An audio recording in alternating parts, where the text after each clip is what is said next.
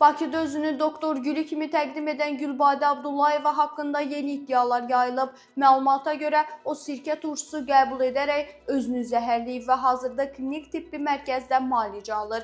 KTM-in mətbuat katibi Rüzbeh Məmmədov müraciətə cavab olaraq bildirib ki, ötən gün saat 21:00 radələrində 1991-ci il təvəllüdlü qadın halsızlıq və ürək bulanması şikayətləri ilə mərkəzə hospitalizasiya olunub. Tibb müəssisəsinin müvafiq şöbəsində ona zəruri tibbi xidmətlər göstərilib. Bir müddət sonra vəziyyəti qənaətbəxş qiymətləndirilən şəxs ambulator müalicə üçün evə buraxılıb. Qeyd edək ki, bir müddət əvvəl Gülbadə Abdullayevanın Uğur 777 klinikasında etdiyi əməliyyat zamanı görüntüləri müzakirələrə səbəb olub. Onun tibbi fəaliyyət üçün tələb olunan lisenziya və diplom olmadan fəaliyyət göstərdiyi iddiaları edilib. Səhiyyə Nazirliyindən Gülbadə Abdullayeva ilə bağlı araşdırmadan sonra bildirilmişdi ki, həmin xanımın adı Nazirliyin tibb işçilərinin vahid reyestrində yoxdur. Onun tibbi fəaliyyət göstərmə səlahiyyəti mövcud deyil.